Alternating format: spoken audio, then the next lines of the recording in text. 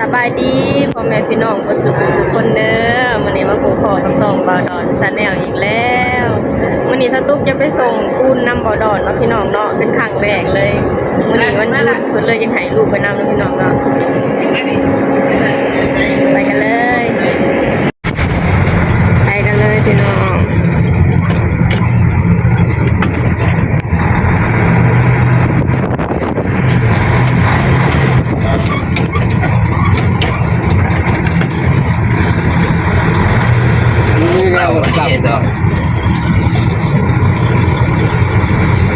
มือบ่เป็นกับ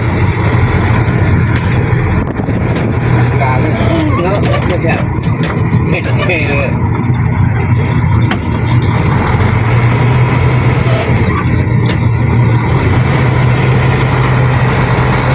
เนี่ยเจ๊กินข้าวโอ้ข้าวในท่าเอาในงกข้าวเลย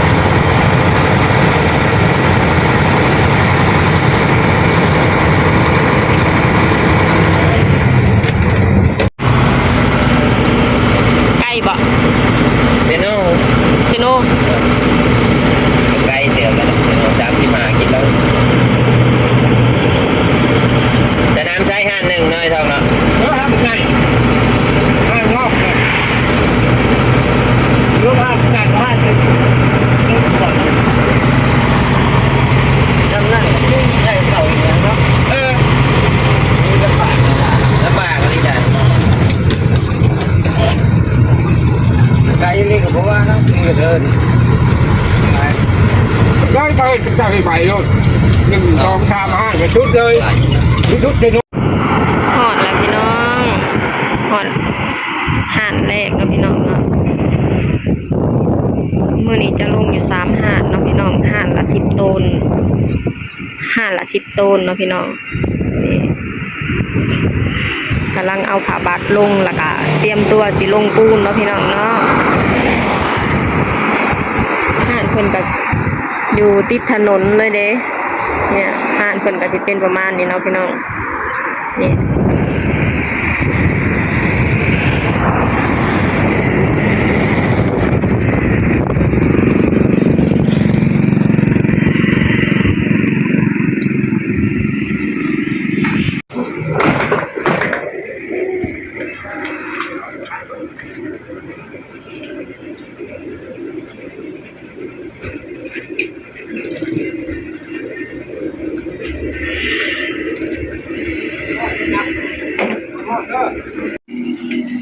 ส่งปูนเซโนพี่น้องเมื่อนี่ห่านตะบิดอะไร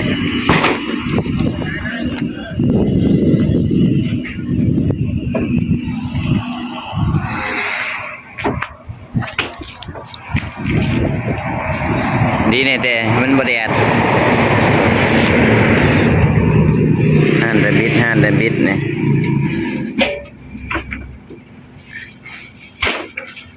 กำลังลงเลยพี่น้อง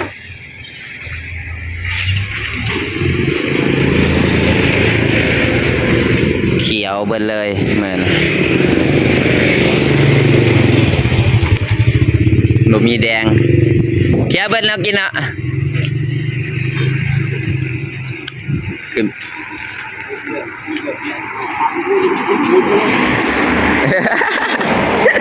ติดหน้าแต่เด็กตีเขาเท่านี้เนี่ย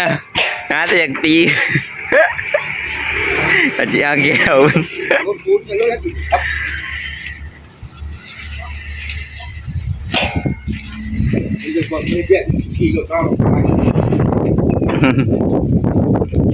เขียว10 ตันห่านเลยเนาะ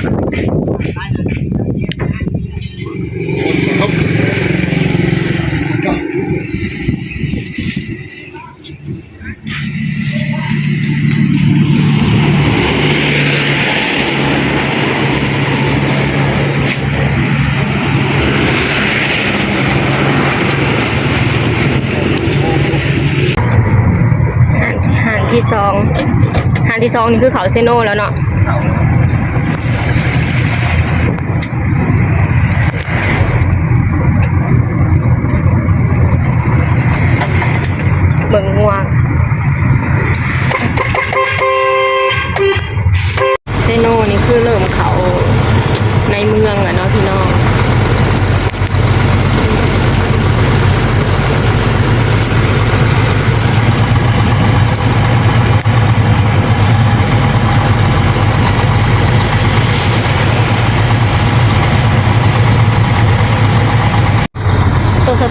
รถร้ายน่ะ หลาย เอ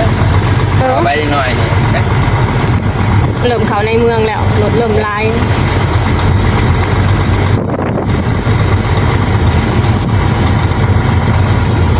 หอดห้องที่หอดห่านที่2แล้วพี่น้องอันนี้เป็นห่านขายเกี่ยวกับเกี่ยวกับแนวสร้างบ้านโดยเฉพาะเลยเด้อพี่น้อง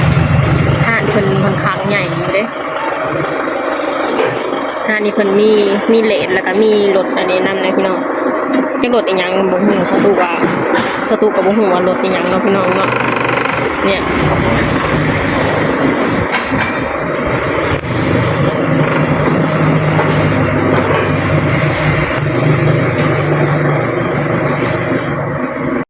หอดห่านที่3แล้วพี่น้อง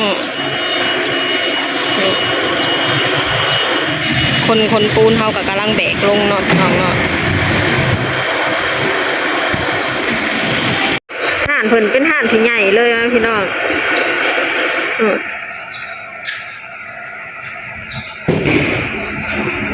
เพิ่นมีรถอันนี้เองเนาะจักรถอีหยังเพิ่นเอิ้นรถ6 ลิฟต์คือก็ว่าประตูกับบ่ฮู้พี่น้องนี่กรรมกรเฮาก็กำลังขนปูนลงเนาะพี่น้องเนาะ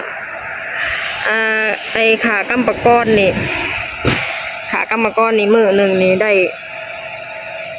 มื้อละ200,000 บาทเนาะได้200,000 บาทนะจ๊ะได้มื้อหนึ่ง200,000 กีบเนาะพี่น้อง200,000 กีบหากว่าคิดเป็นเงินไทยก็ประมาณ300 กว่าบาทเนาะพี่น้องเป็นงานที่หนักอยู่เด้เพิ่นยกลงน่ะที่หนึ่งน่ะ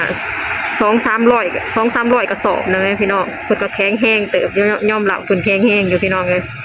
เป็นงานที่หนักนี่เด้ออยู่ประเทศลาวน่ะงานนี่จะหนักนะพี่น้องค่าแรงก็ได้มื้อละ300 กว่าบาทเนาะพี่น้องถ้าหากว่าคิดเป็นเงินไทยแต่ว่าเพิ่นบ่ได้เฮ็ดเบิดมื้อเด้พี่น้องเพิ่นเฮ็ดแค่แบบว่าถ้าหากว่าเฮ็ดประมาณครึ่งมื้อเพิ่นก็ได้แล้ว300 กว่าบาทเนาะพี่น้องคือจะแบบนี้นะมากับมันเบาดอนนะมาแต่เช้าประมาณ7 โมงคือตอนนี้ก็ประมาณ10 โมงกว่าแล้วจากนี้ก็จะกลับแล้วพี่น้องคือแบบว่าเขาเจ้าก็ได้ไปแล้ว300 กว่าบาทเนาะพี่น้องเนาะก็คือเป็นเงินลาวก็200,000เนาะพี่น้องเป็นเงินไทยก็300 กว่าบาทเนาะพี่น้องเนาะนี่